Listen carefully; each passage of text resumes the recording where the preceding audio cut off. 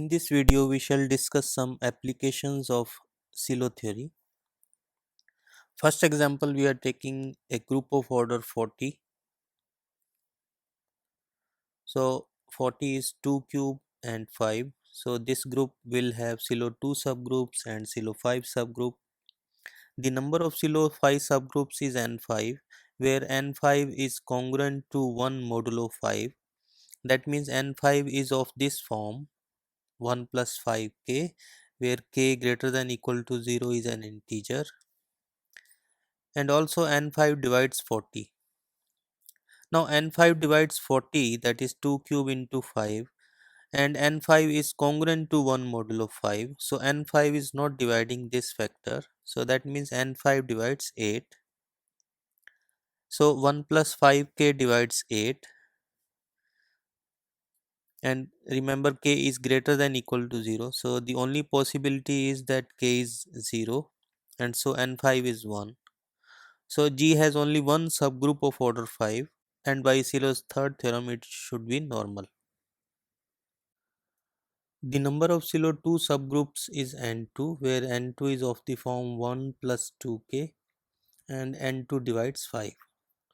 So k can be 0 or 2.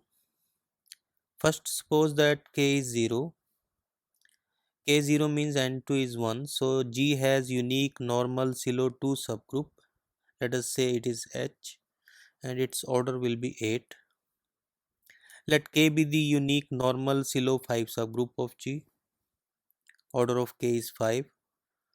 We prove that intersection of these two is 1 only. So let us take an element x in H intersection K. Then order of x divides order of H, and order of x divides order of K, because x is both in H and K. That means order of x divides 8 and 5. So this implies that order of x divides GCD of 8 and 5, and that is 1. So x is identity element. So intersection of these two is 1. Now order of HK is equal to order of H order of K divided by order of H intersection K, which is 1. Order H is 8, order K is 5, so we get 40. So HK is equal to the group G, and because both are normal also, so G is the direct product of H and K. In the second case, when K is 2, then N2 is 5. So G will have 5 Silo 2 subgroups, say H1, H2, H5, each of order 8. In this case, we can show that G is the product of Hi and K for any Hi, but G will not be the direct product of Hi and K, because these H1, H2, H5 are now not normal in G. As a second example, we consider group of order 30. 30 is 2 into 3 into 5. So G has n5, which is equal to 1 plus 5k Silo 5 subgroups of order 5, and 1 plus 5k will divide 6. So k can be 0 or 1. If k is 1, then n5 will be 6. So G has 6 Silo 5 subgroups, say H1, H2, H6, and each is of order 5. We show that these HIs contain only identity element in common. Now H1 intersection H2 is a subgroup of H1.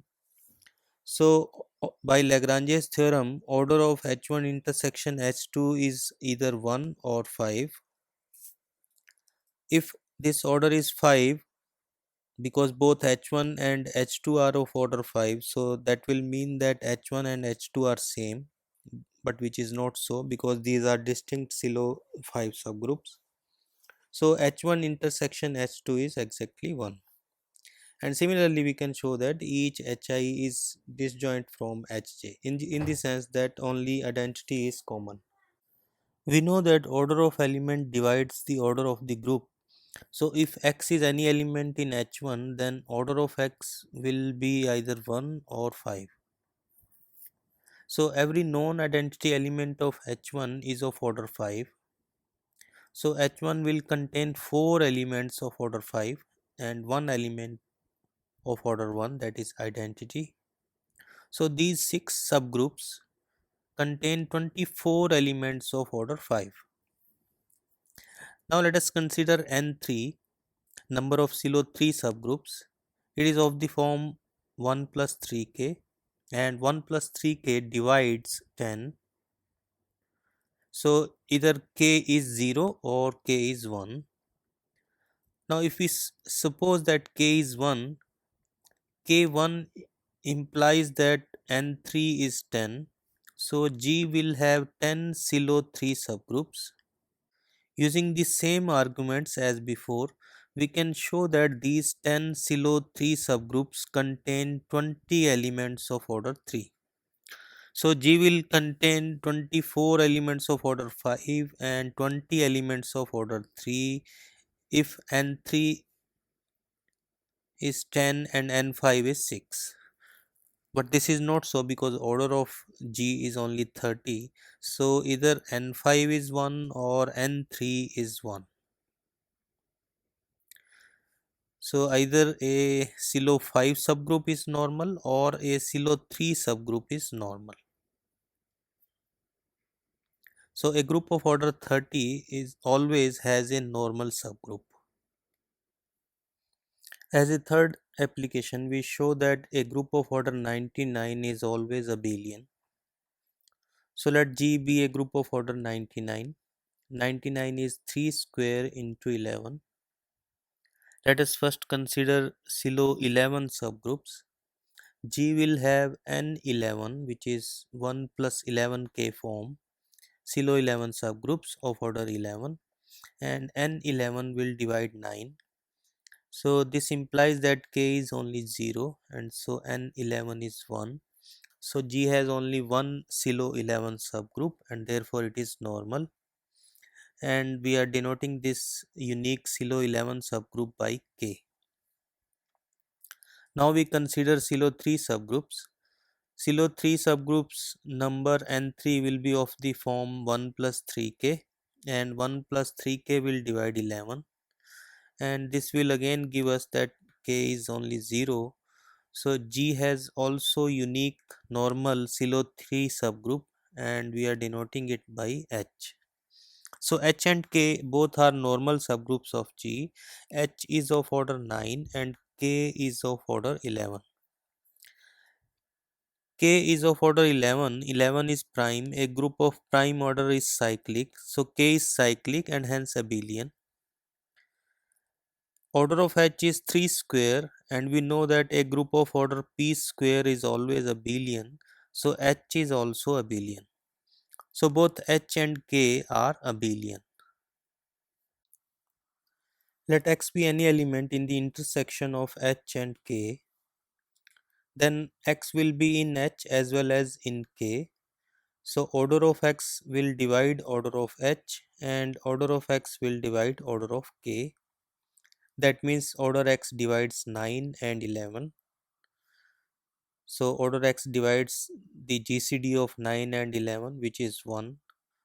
So order of X is 1, that means X itself is one identity element. And so H intersection K only contains the identity element. Now order of HK is equal to order H into order K divided by order of H intersection K. So this is 9 into 11 by 1 and that means 99. So order of HK is 99, but order of G is also 99. So G must be equal to HK. So H and K are normal, G is the product of these two and their intersection is 1. So that means G is the direct product of H and K. And because both H and K are abelian, so G is also abelian.